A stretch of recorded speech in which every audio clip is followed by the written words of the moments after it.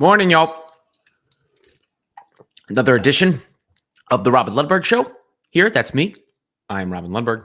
In case you were wondering, trying to figure out who you were watching right at this very second in time. If you accidentally stumbled upon me, Polar, get on the business. I need a sponsor, title sponsor. Anybody who sells a title sponsor, you get a commission, of course. We got the numbers to back it up. Anyhow, some stuff to talk about today, including the move that the Indiana Fever made in bringing in Odyssey Sims on a hardship deal. This was a common sense move as far as I'm concerned. I mean, Sims seemed like the most logical and easiest plug and play player that the Fever could have brought in here during this time period while they are dealing with Ari McDonald being out of the lineup and Sydney Colson being out of lineup for the season while waiting on Caitlin Clark's return. Sims is a veteran. You don't want to overstate it, right? But you saw, Ari McDonald was waived by the Sparks, and she came in and played extremely well for the Fever. And the Fever needed somebody who was able to handle any situation, right? I mean, a veteran makes sense in a role like this because you're trying to stay afloat. And then eventually, I believe, you're trying to add depth. And from my understanding of this hardship deal, it means that she does not have to be released. She does not have to be released in order to keep her on the team when Caitlin Clark comes back. The way that the emergency hardships went, as soon as you got back to 10 players, somebody had to go. In this instance, because the two players are down and out for the season, I'm assuming if the Fever were to bring in two hardship players, one of them would have to go when Caitlin Clark is back. But they are able to keep Sims around if she's the only player they bring in. So the way I see this is probably as a rest of season signing. I'm assuming, guessing, contemplating. That's my prediction that Sims is going to stick around with the team for the rest of the season. She has bounced around the league with the Wings and Sparks most recently. Obviously, the Fever did well with Wings or Sparks players who were released, but does have the ability to get into the lane. Little pull-up you see there. A lot of those in the highlights is Sims with those little pull-ups. There it is all the way to the basket. Get ahead pass. So, somebody who is capable of manning that position. Somebody who is capable of stepping in and adding to that depth. It's a regular hardship contract from my understanding. Odyssey Sims also, said something positive about Caitlin Clark in the past, which I know Clark fans always love when they hear that. This was what she said when she was on the Wings last year. I believe this is after the assist breaking game. I mean, everybody's been watching Caitlin. She's a great player. She's playing at a very high level, especially with her assists. Like, there's a lot of shots she turned down because she was looking for her teammates. I mean, that just speaks volume of how she is as a player. I don't know her as a person, but she's a great player. What she does, what she's been doing since game one till now. Got nothing but respect for her. She did her thing tonight. Just awesome all around. So that's what Sims had to say then. So another high character player, it seems, that the Fever are adding, and the Fever have a bunch of high character players on the roster. That is part of the, the appeal and part of the reason for the resilience that we've seen from Indiana. Now they have to do it until Caitlin Clark comes back, of course. And there's been a little bit of a tease of Caitlin Clark's return.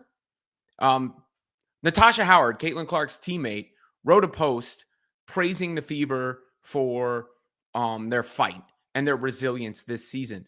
And at the end of it said, "See you soon, Cece." Now, how soon? That remains to be seen.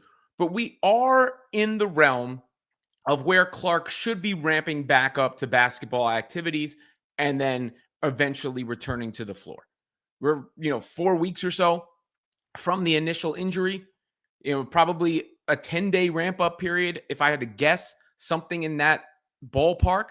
So I do believe we will be seeing Caitlin Clark sooner rather than later. That's not based on any inside information. We're going to have to see her at practice if she hasn't been practicing covertly.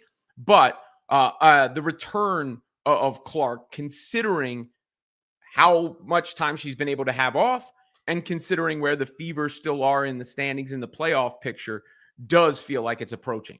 So when you take that into consideration, this is the post from Natasha Howard that I am referencing.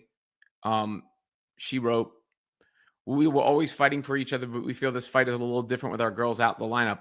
All the hard work they've put in over this season won't go unnoticed. Win or lose, just know we are fighting to the end for Sid, Cece, and Ari. See you soon, Cece." Now, there's also been a little bit of an, I won't call it an update because it's not real, but there's been a change on some websites to the status for Caitlin Clark, and I wouldn't read too much into that. For those of you who might be getting excited about that, I saw Ack here post this. Caitlin Clark game time decision with a groin, and that is up. And then there says questionable groin. That is up on the WNBA's app where it says game time decision. But there is some sort of automated thing going on there, wherever the information is coming from, like RotoWire or someplace like that, that there's just no updated information from the Fever. Not to mention that the no updated information for the Fever. Not to mention that the ESPN estimate was at August 12th when they put it in. So I don't know if some of these sites are using that information in their database or whatever the case may be. And of course, tomorrow's game against the Wings is August 12th. So I wouldn't read anything into that at all. That thing is meaningless as far as I'm concerned. The Indiana Fever have not said anything or changed her status, and she's not playing against the Wings tomorrow. I can tell you that confidently. So no CC against the Wings tomorrow. When she returns after that remains to be seen. When you look at the schedule, if I had to guess, I am just like Peggy here, the 22nd. That is my best guess for the CC return is August 22nd. They play the Lynx on that game, but here's the reason why. You look at the schedule here. It's not the opponent per se. It's the fact that they got Dallas and then a nice little break until Friday. So it's not out of the realm of possibilities. If she's already been working behind the scenes, that Friday could be a possibility, but I seriously doubt it. Then you get into a quicker turnaround for the 17th. But between the 17th and the 22nd is a very long break. That's got to be the longest break they've had all season. I would imagine between this 12 to 15 here and this 17 to 22, they can do the proper work to get her back ready. So my guess, and this is not based on any information, my guess is August 22nd against the Lynx. That would just be 3 more games, all against winnable opponents, all against beatable opponents. And if I had to just estimate, spitball, that is when I think we will see CC back on the floor. We'll probably get more information from the team, I would imagine, today. But it feels real for the first time in a while. It feels real for the first time in a while that Caitlin Clark could be back on the floor for the Fever. So that is the positive of the situation. That is the positive of the situation. And the other positive of the situation is the Fever have been able to stay afloat in the meantime. Now, there's some other news and notes out of the WNBA. The Lynx are playing very well, as I just mentioned. Dejanay Carrington has been excellent for the Lynx. Notice how nobody says the Lynx are more dangerous without Nafisa Collier. Asia Wilson starting to play her way back into the MVP race with the first, I think it was 30-20 game last night. And then, is there a bit of a burgeoning Rookie of the Year race going on right now? Paige Beckers? Sonia Citron? It looked like the betting odds would still tell you it's a runaway for Paige. So we have to be logical, rational, reasonable, all those things. Betting odds still say it's a runaway for Paige. But there is a good case, I think, to be made for Sonia here. It's not a runaway by logic and reason in my mind. Here's the head-to-head stats. Now, of course, the trophy should not be based on how those two played against one another head-to-head, but there are other, factors at play. And while Paige Beckers has been excellent, and by the way, I have I don't care who wins. I have no rooting interest in this whatsoever. I don't really care who wins. But when you look at their stats head to head, let's pull those up and actually look into it a bit. There is, I think, a case to be made that Citron has a case, that it's not some sort of runaway. Like the odds would have you see, or you would see. Here's Paige. One thing that's noteworthy is games played, right? 25. Okay, we'll make a note of that. 18.5 points, 4 boards, 5.3 assists, 1.8 steals, shooting 46% from the floor and 34% from three. Pretty good. Hell of a rookie season. But Sonia Citron has played 31 games. So that is, a good chunk of games more, which matters to me. We're talking about Caitlin Clark here. Caitlin Clark is disqualified from all postseason awards based on games missed. It would be ridiculous for her to be considered, right? So I think, when you look at Sonia here, having played so many more games than Paige Beckers, I think that is significant. 31 games to 25. That's 6 more games.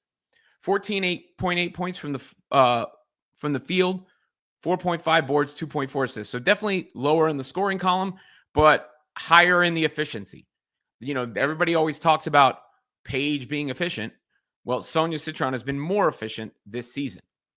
Now, maybe that's because her job is easier with teammates. You can make that argument, but it's not as if the Mystics were some sort of powerhouse last season. And then the Mystics are a much better basketball team than the Wings, still fighting for playoff position, 14-17. Dallas is 8-24. Now, you could, again, make the argument Paige missing those games hurt their record a lot, but when everybody's been on the floor, the Mystics have been a far better basketball team than the Wings. Plus, Citron has played better as of late. I think the Brittany Sykes move really is going to free up the touches for Sonia Citron. She's just going to get more touches, more opportunities to score. So her scoring average could go up here. I mean, look, this is the last stretch of games. 18, 26, 13, 16, 16, 28. So all I'm saying is the Rookie of the Year race is a lot closer than it seems on the surface. Paige Beckers has been fantastic. She's still clearly the favorite. I mean, you can just look at the odds. But Citron is chasing her down. She's been more efficient from the floor. Her team has been better. She has played in more games. She's playing better as of late and has been more clutch across the course of the season.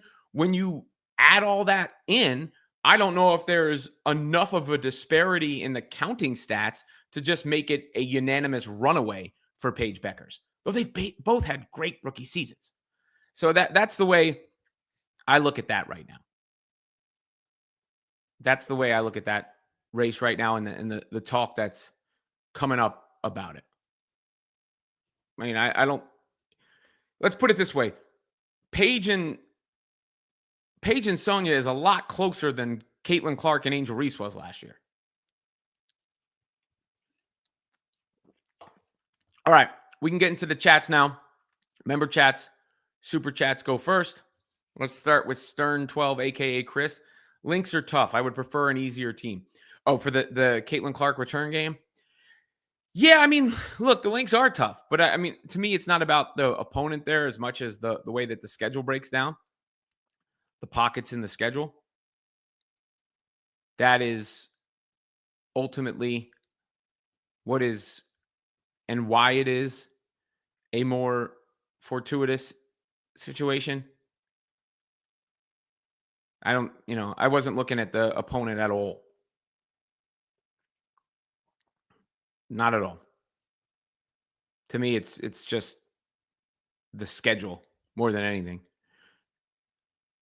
And that seems like the logical way to ramp up.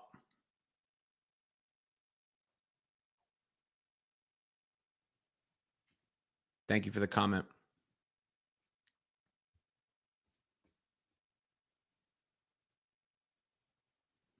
I addressed this before, Jeff. That means nothing. That WNBA thing. Caitlin's not playing tomorrow. I don't know where that information is auto-populating from, but that is some sort of computer program or whatever. It's not, the team has not changed Caitlin's status. I do think we will find out more later today, probably, on Caitlin Clark's possible return.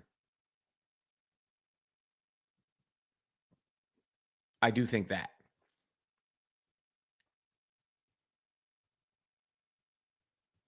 What up, Rockefeller Plaza?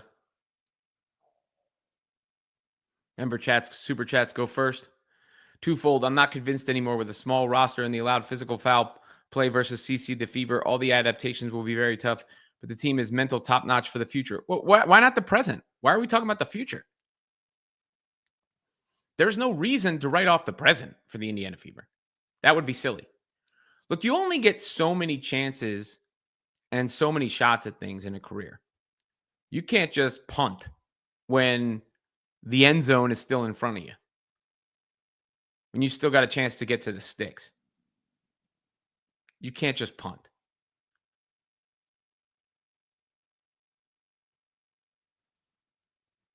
Savage Coffee Tea says CC will not play tomorrow. She needs to ramp up still. She's at least 7 to 14 days out. Yeah, I agree with that.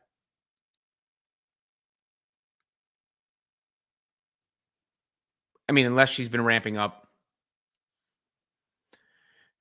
You get hardships based on how many available players you have, Kevin. Once you get under, there's only 12 players you're allowed to have on a roster in the WNBA. That's the max roster size. Once you go under 10 available, you qualify for a hardship. So the Fever have gone under 10. What's up, Scott? How you doing, man?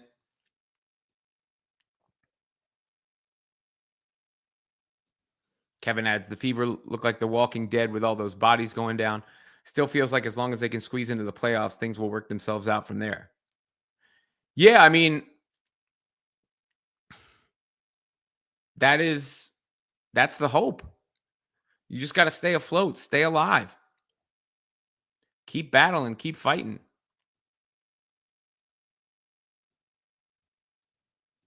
Savage Coffee Tea, wondering how much I went for the sponsorship. Hey, we can talk numbers. Let's talk numbers. Stern says Paige's UConn royalty. It will be unanimous rookie of the year. The league is tilted toward UConn players. It does feel like you have to, bow at the altar of Paige Becker sometimes. She's a hell of a player, though. And Paige does nothing to deserve any scrutiny or criticism, because she does handle herself great and she is a terrific player. So I'm just joking around based on what people say. I don't want to make it into something it's not.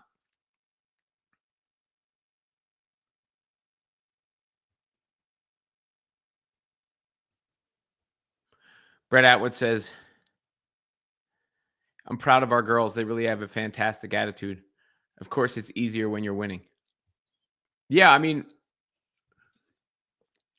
they've been doing a lot of winning. It's impressive. what the Fever are doing. I'm definitely impressed.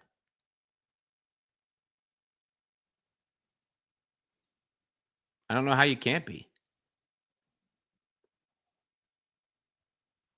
I mean, to stay alive. I just want to put this up because what is with the like? Is there like a compulsive need to have a problem with Stephanie White? Yeah, I don't think Stephanie White has any issue with Caitlin Clark taking logo threes. I don't think Stephanie White is trying to hold Caitlin Clark's game back or hinder her at all. They may have differences of opinions on certain situations or certain philosophies at times, but uh, the Fever are playing fast. They are winning. They are going through and overcoming adversity. I mean, this is the type of season someone gets Coach of the Year for, not criticized for. You know, there's a much better case for Stephanie White as WNBA Coach of the Year than there is for some sort of problem with what she's been doing.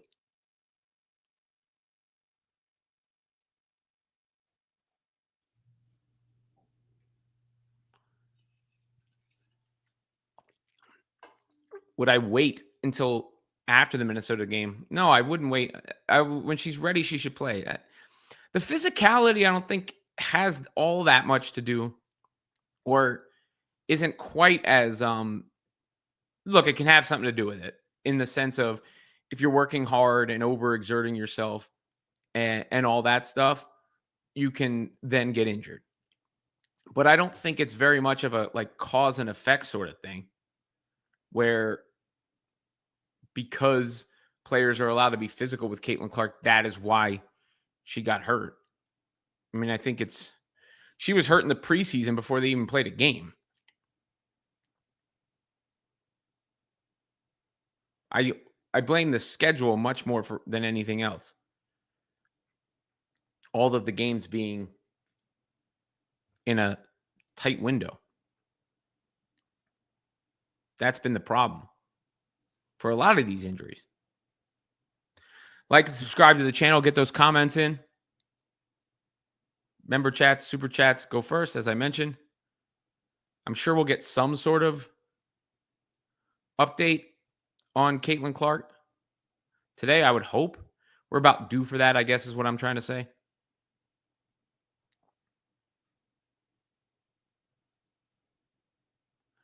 We are about due for it.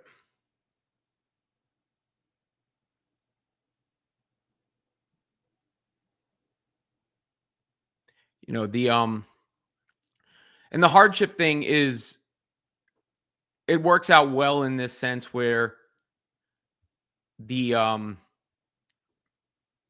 they can keep Sims.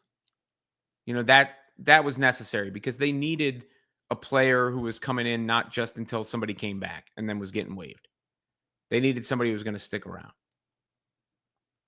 and could be a part of the team the rest of the season, especially if you're not going to waive Sydney Colson and Ari McDonald, which given this hardship contract, I'm not in favor of. You know, at first, these rules in the WNBA are so strange, take a second to get used to. But, you know, at first I thought they might have to waive them in order to make room for other players, and waiving them wouldn't be as cruel as it sounds because they're still getting paid. But now I think because you can keep Sims on the hardship deal the rest of the season if you want, then you don't need to make any other significant roster moves because you're just back to 11, which is how you played with the team all season anyway, until very recently. And that was the biggest position of need.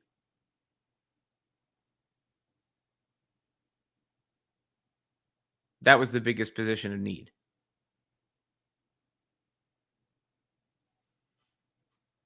So I'm imagining from like a team chemistry and camaraderie status that they'll keep everybody around. And they should, since they don't need to waive them in order to keep Sims around or the other player that they eventually bring in if they find that Sims isn't the answer. But I have the feeling that Odyssey Sims was essentially signed to play with the team for the rest of the season. Why is no one talking about Kelsey Mitchell for MVP? Look, I mean, I think Nafisa Collier has had such a stranglehold on that award for so much of the season. That is one of the reasons that people are, you know, not talking about it much. But Kelsey Mitchell would be she would be on my ballot card. You know, she's got to be top 5 for MVP right now, roughly, I would say. Collier, Wilson, Thomas, Mitchell, Plum, Ionescu, Gray, maybe.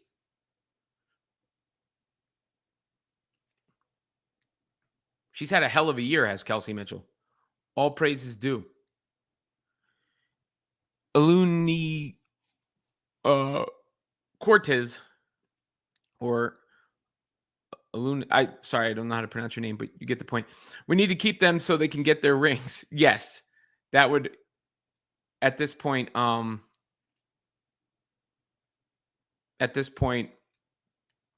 feels like they're a part of the team and should be a part of the team. And given it's the only argument for waiving them was in the event that was the only way that you could bring in a body for the rest of the season. Since that isn't the case, there's no reason to waive them.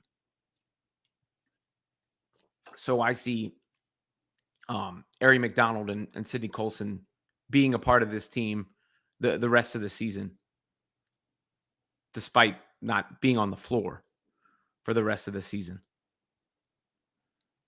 White Gold says Alicia Gray over Kelsey Mitchell, in my opinion. Yeah, I mean, look, those are players in the mix. They're Gray and Plum and Mitchell.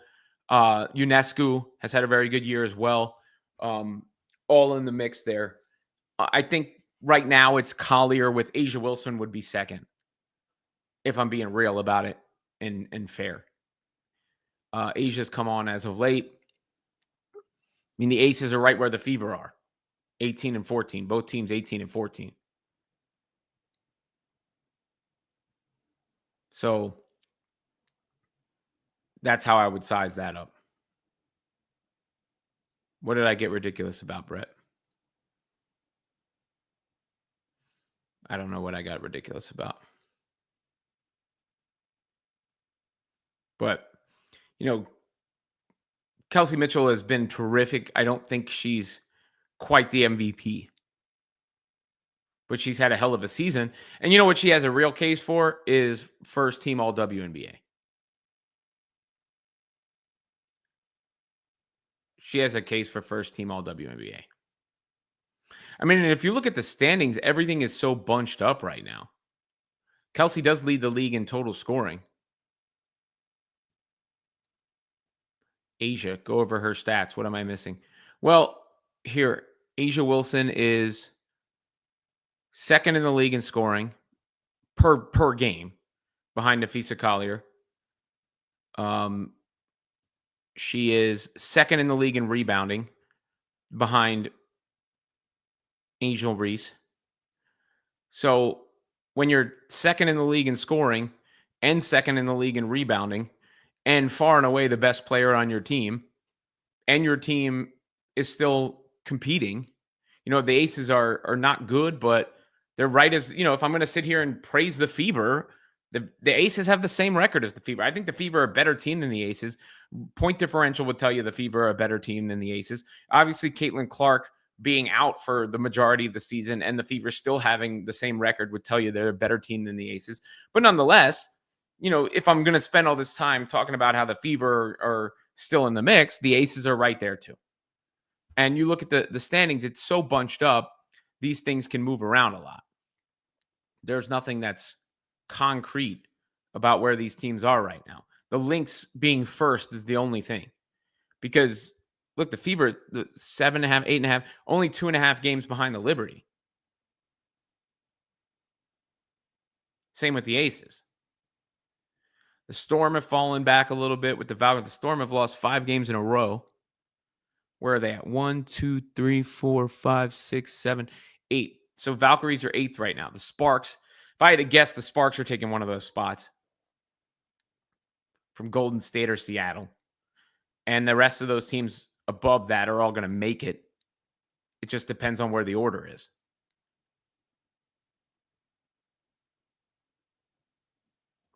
Ben says, Fever win these next 3 games as they should. I feel confident at 5 seed at worst. And yeah, I mean, avoiding 7 or 8 would be prudent. I don't love the way the Fever match up with Atlanta, but whatever. You got to beat some of these teams. The Mercury, how about that? That would be 4-5. If the season ended right now, Mercury Fever, 4-5.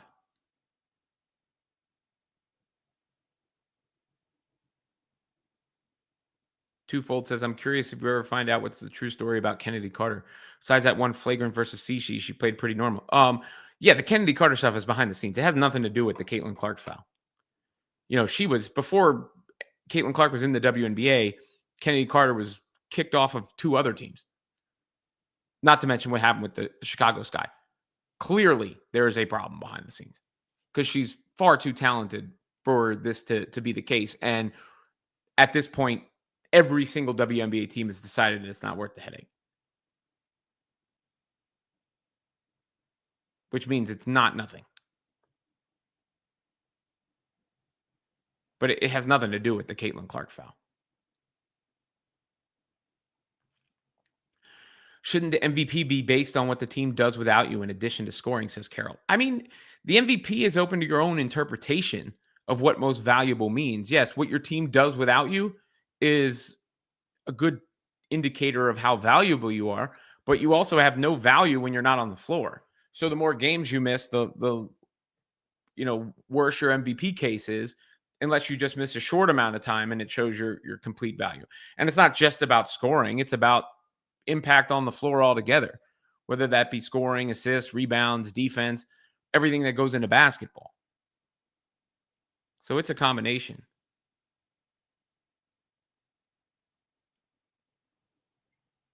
It's a combination.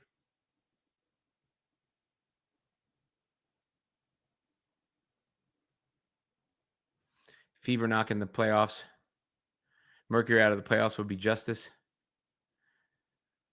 Teaspoon said Kennedy beats to a different drummer. That's probably a very nice way of saying what she said.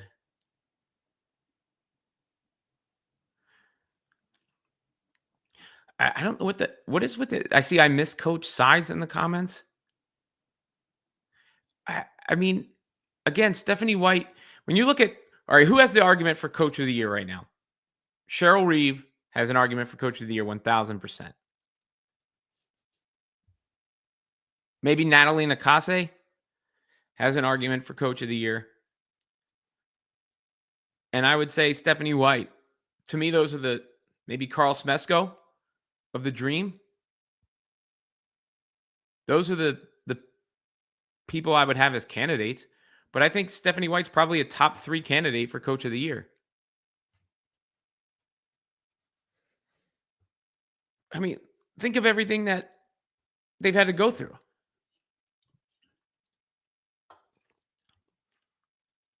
So I would say those 4. And people keep saying no way, but based on what? What is the no way? The Fever have been without their best player for well over half of the season. They've had other injuries. Sophie Cunningham was hurt at the beginning of the year. They just had both their backup point guards go down. They had the DeWanna Bonner situation happen in the midst of the year. And they're still 4 games over 500. Right in the playoff mix. I mean, if you can present me the counter argument to that, fine. But like calling her name, bad nicknames or just repeating these blanket statements that don't really have basis in fact. I don't know.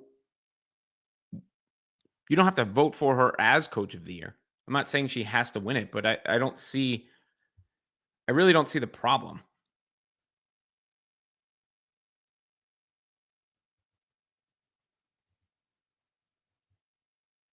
I see people saying Brundello. I love Sandy Brundello, but why would she be in the running for coach of the year? They're 6.5 game out of first place with a supposed super team.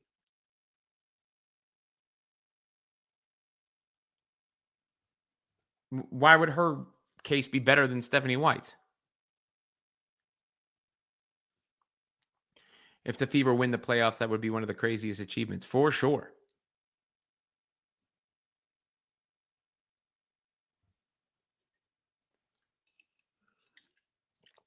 Please like and subscribe. Got a few more minutes. Member chats, super chats go first. You know, also Stephanie White benched DeWanna Bonner early in the year. Joseph Diaz says, facts, seriously, when you get two people watching the same event and they come away with different conclusions, whose facts are we talking about? What is your counter argument to the objective facts that I laid out? That's what I'm saying. I just see people going like, she sucks, or she's this, or that, like, you know, what's the counter to what I said?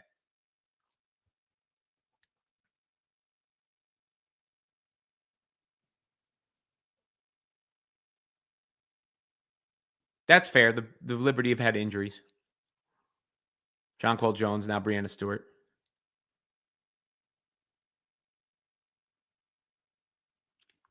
Thank you for the sticker, Dixie Forbes Gorby.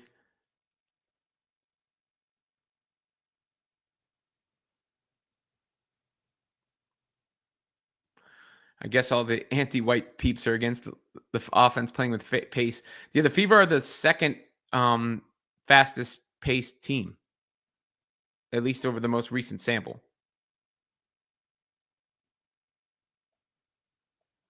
Again, Joseph, you say I have to stop using words like objective. Seriously, where is your counter argument? You just keep saying stuff like this. Tell me why I'm wrong, and I will put your comment on screen. I will accept your counter argument. White Gold says, counter argument, the Fever schedule has been really favorable even with our injuries. We've had like 3 separate runs of playing horrible teams. I would imagine the Fever's schedule isn't any more favorable than anybody else's, really. I mean, there are just some bad teams in the league, and all the teams are going to play those bad teams, and the strength of schedule evens up over the course of the season. Let me see if I can find it real quick.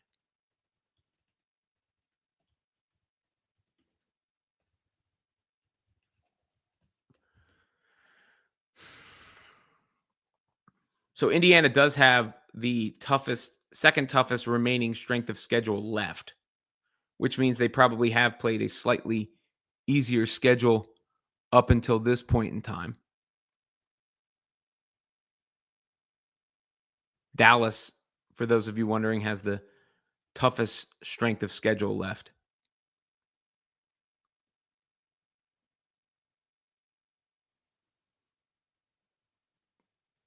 So they have played a slightly easier schedule than some other teams up to this point, which will then even out.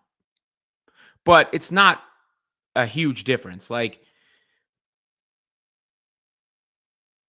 you know, you're talking percentage points on opponent winning percentage. Not, I mean, I think, you know, there's one great team in the league right now, or a team playing like a great team. And then there's a bunch of teams that are on the same plane. Manny C, I feel compared to other sports and even the NBA, the WNBA has a lot of star players injured. Well, the NBA, we've seen a lot more injuries. I'd actually have to see the data quantified before I say it declaratively, but there have been a lot of injuries in the WNBA. And again, they have a 44-game schedule in a compressed period of time. And that ultimately is the leading theory as to why you see the injuries, in my opinion. You know, those Fever injuries the other day came in the 4th game in 7 days.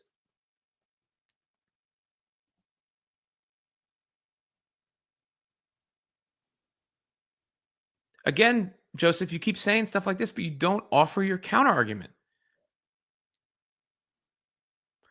You say this is why we have courts of law, so real evidence can be put. Where is your evidence? Put forth your evidence. Right now, you're saying a bunch of nothing.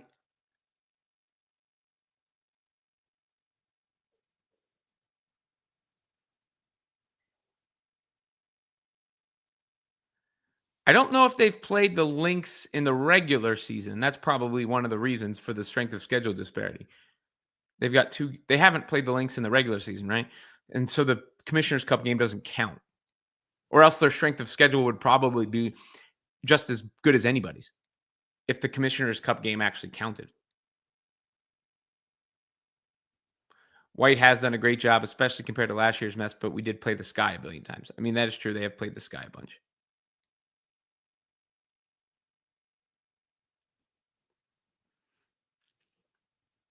Again, what it's unfair because I'm live and you're typing. I mean, I feel like I'm at the disadvantage. I have to think extemporaneously and respond to what you say in real time. You have time to go look up your point and put it in the chat.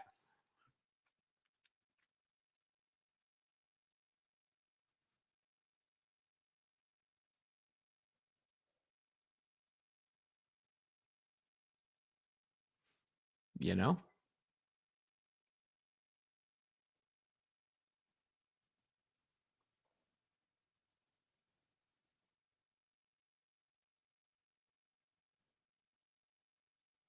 Thank you, Tulip. Hit the like button. Subscribe. All that.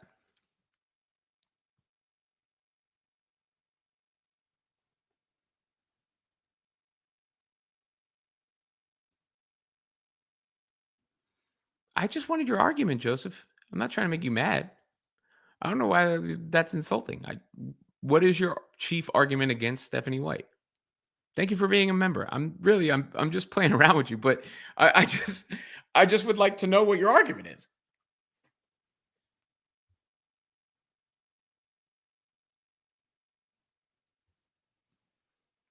Thank you, Rockefeller Plaza.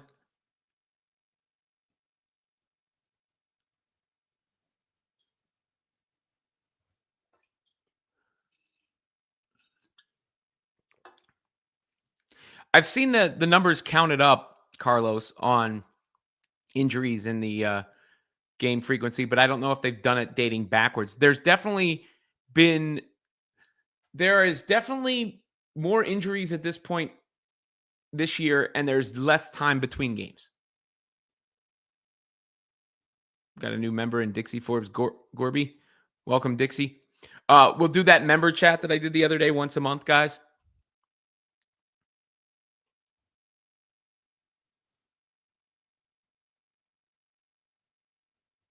And I really did not mean to, speaking of members, I don't want to hurt Joseph's feelings. I'm just trying to have a good-natured argument.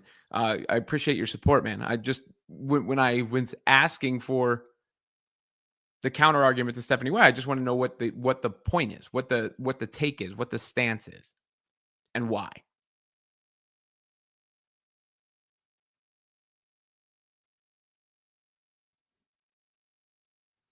Thank you.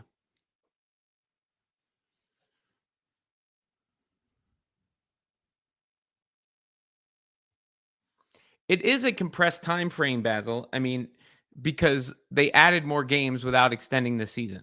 Whatever, the NBA also plays a compressed time frame, which is a problem. There is too many games in too short a period of time in the NBA, especially as explosive as the NBA is nowadays. 82 games is too many games to play. I mean, I don't think it's a coincidence you see all these Achilles injuries now. War Dog now a member. Thank you.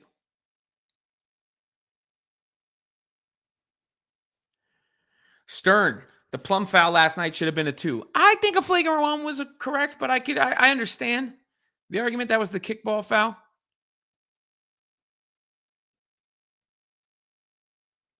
I understand the argument. You have never held Stephanie White accountable for her poor coaching. I noticed it's all been positive.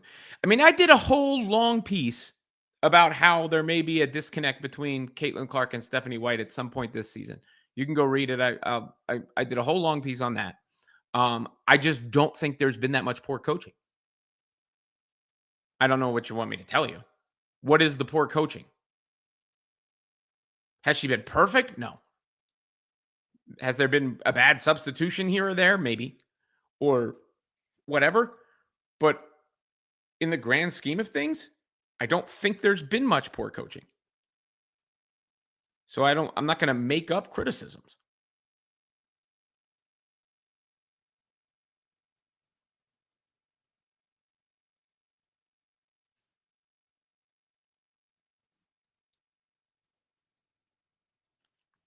I'm not being soft. I'm being rational.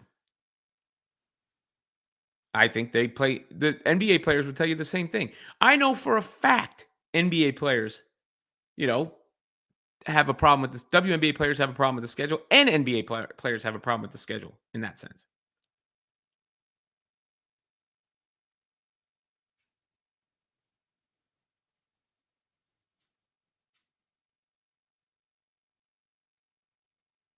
I think she was trying to kick the ball to stop the possession.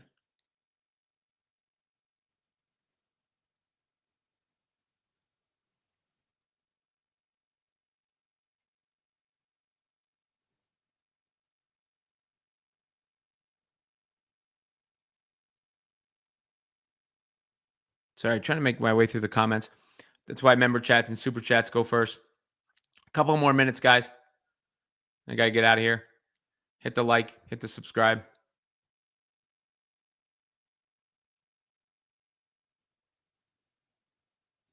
I mean, where's the good coaching? The good coaching is, again, benching DeWanna Bonner when it was clear it wasn't working early in the season. Good coaching.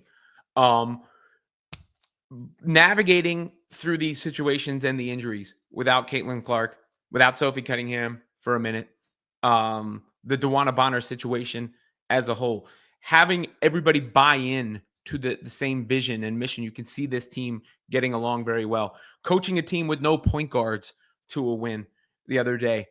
Getting the best seasons out of Aaliyah Boston and Kelsey Mitchell that they've ever had in their careers.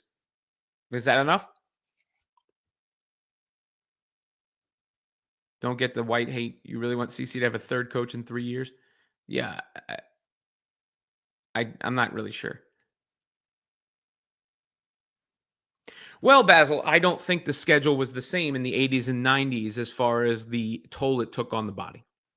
The game was played much more methodically, slower, much less square footage of the court was used.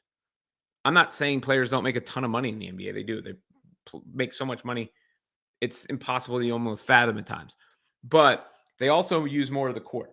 So like in the 80s and 90s, when you're dribbling the ball up the court and you're dumping it into Patrick Ewing, he's got his back to the basket and everybody's just kind of watching that. Versus now, when you have to navigate screens on every single play, you have to close out to the three-point line on every single play. Players are shooting from 35 feet away all the time. So it's not just spot-up shooters. They're taking threes at 4 or 5 times the rate that they used to take it. So you're also extending out to that part of the floor at that rate more often. Players are faster. They explode faster. You got to get up and down the floor again, side to side, through the screens, out to contest. It's too much on the body. And it's not the same. It's not an apples to apples comparison. CC not on the court definitely makes things different.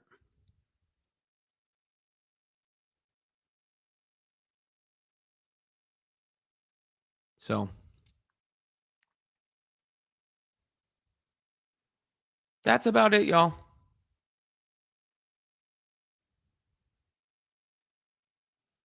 Any other chats? Get them in right now. Appreciate the new members. War Dog. Dixie. Thank you. We'll do another member chat. When did I do the last one? Was it August? Was it July? Either way, we'll do one.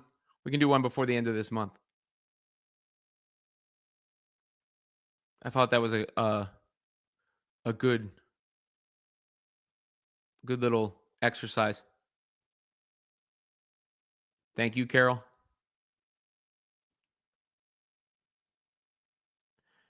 So they should have played Bonner to make her tradable? Come on.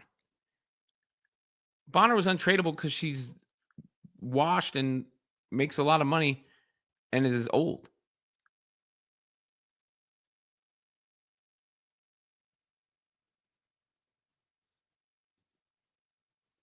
Yeah, of course the defense is tougher. All right, y'all. That'll do it. Like, subscribe, comment. I'll get to some comments later. Appreciate everybody as always. And until the next one, yeet.